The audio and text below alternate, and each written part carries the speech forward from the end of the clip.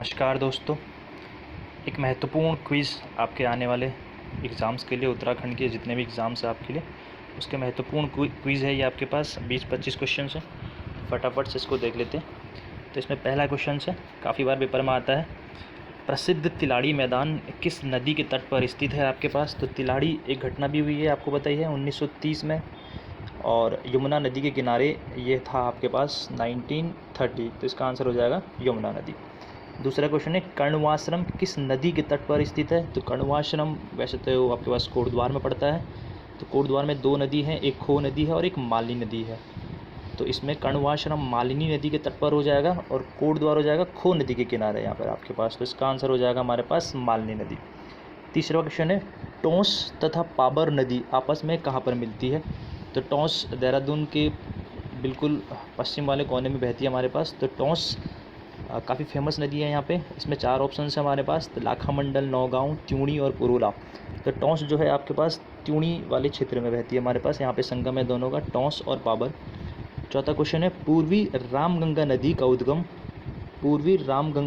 उद्गम स्थल क्या है। तो एक पूर्वी रामगंगा है, एक पश्चिमी रामगंगा है हमारे पास। ठीक, तो जो पूर्वी रामगंगा है उसका जो उद्गम है वो नामिक ग्लेशियर से होता है हमारे पास। नामिक ग्लेशियर इसका आंसर हो जाएगा। कोईराला नदी काली नदी से कहाँ पर मिलती है। कोईराला नई नदी है ये आपके पास, और काली नदी तो फेमस है कुमाऊँ में। इन दोनों का संगम कहाँ पर होता है। तो ये लगभग इसमें हम लोग लगा लेंगे पंचेश्वर के आसपास संगम होता है हमारे पास। ठीक, छठा क्वेश्चन है, गढ़वाल में बहने वाली नायार भी बोलते हैं, किस स्थान पर गंगा से मिलती है। किस स्थान पर गंगा से मिलती है। तो यहाँ पर 4 ऑप्शन है, देवप्रयाग, ब्रह्मपुरी, गुल्लर घाटी, ब्यास घाट। तो यहाँ पर हो जाएगा इसका आंसर ब्यास घाट आपके लिए। सातवां क्वेश्चन है, महाकाली नदी को किस स्थान पर शारदा के नाम से जाना जाता है। शारदा चंपावत टनकपुर एक मंदिर सुना होगा आपने, पूर्णागिरि धाम के आसपास, वहाँ से नेपाल में प्रवेश करती है शारदा के नाम से। तो इसका आंसर हो जाएगा हमारे पास यहाँ पर ब्रह्मदेव के आसपास। अलकनंदा की निम्न में से कौन सी सहायक नदी नहीं है। अलकनंदा की निम्न में से कौन सी सहायक नदी नहीं है। अलकनंदा बहती है चमोली के आसपास, माणा गांव से होते हुए आगे से निकलती है लगभग। तो इसमें गरुड़ गंगा, पिंडर, नंदाकिनी मिलती है। टोंस नदी देहरादून यमुना के आसपास है, तो इसका टोंस हो जाएगा हमारे पास। नेक्स्ट क्वेश्चन है, चांदपुरगढ़ किस नदी के समीप स्थित है। कुछ नदियों के महत्वपूर्ण क्वेश्चन हैं।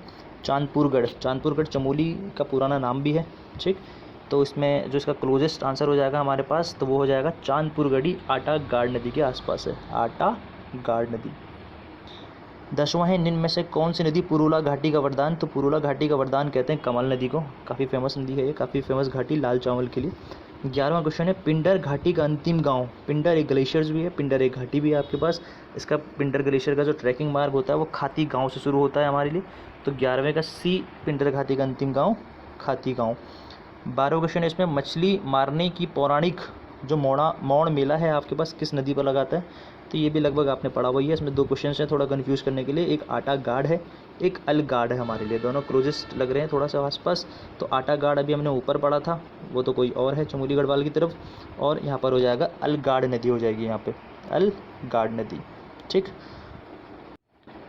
नेक्स्ट क्वेश्चन है, निम्न में से कौन सा ताल सप्तशृंग पर्वतों से घिरा हुआ है। 7 श्रृंग 7 पर्वतों से घिरा हुआ है हमारे पास। तो ये हम इसे कुछ दिन पहले पढ़ ही रहे थे। तो यहाँ पर हो जाएगा आपके लिए 7 पर्वतों से घिरा हुआ है। तो इसमें 2 ऑप्शंस होमकुंड और हेमकुंड है। तो ये हो जाएगा कौन सा ताल की बात चल रही है, हेमकुंड ताल की बात चल रही है। केदारनाथ क्षेत्र में स्थित गांधी सरोवर का दूसरा नाम क्या है। तो गांधी जी की अस्थियाँ यहाँ पर बहाई गई हैं 1948 में। इसमें कुछ समय पहले केदार आपदा भी आई थी। तो चौराबाड़ी सरवदी ताल भी जिसको हम कहते हैं, चौराबाड़ी ग्लेशियर हो जाएगा।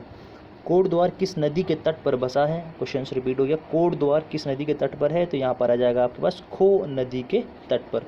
उत्तराखंड में पहला बाल मित्र थाने का शुभारंभ कहाँ पर हुआ था। तो पहला बाल थाना बना था हमारे पास छोटे बच्चों के लिए, देहरादून राजपुर रोड के आसपास करणपुर में। भारत का पहला घास संरक्षण केंद्र, घास घसियारी जो परियोजना थी आपके पास, उत्तराखंड सरकार ने शुरू करी है। उत्तराखंड का क्षेत्रफल कितना है। तो ये बेसिक क्वेश्चन है आपके पास, 53,483 स्क्वायर किलोमीटर है हमारे पास। ठीक, नेक्स्ट क्वेश्चन है आपके लिए, इनमें से कौन सा जिला शीत ऋतु में सबसे ज़्यादा शीत ऋतु में अधिक जो बारिश होती है, वर्षा होती है, वो कहाँ पर होती है। तो शीत ऋतु में सबसे ज़्यादा जो बारिश होती है वो होती है आपके पास कोटद्वार वाले क्षेत्र में, सबसे ज़्यादा कोटद्वार में। ठीक है, और वैसे उत्तराखंड में सबसे ज़्यादा बारिश पूछेगा तो नरेंद्र लगाओगे। दूसरे नंबर पे राजपुर। यहाँ पर शीतकालीन पूछिए तो शीतकालीन में हो जाएगा कोटद्वार। उत्तराखंड में स्थानीय भाषा में रूढ़ी शब्द किसको कहते हैं? तो स्थानीय भाषा में रूढ़ी का मतलब होता है ग्रीष्म ऋतु, गर्मियों का समय। आजकल रूढ़ी चल रही है भाई।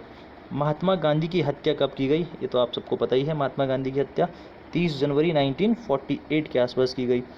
वह प्राचीन नाम क्या है जिसे पटना शहर को जाना जाता था? तो पटना शहर को पहले पाटलिपुत्र के नाम से जाना जाता था, जिसे उदयन द्वारा बसाया गया था।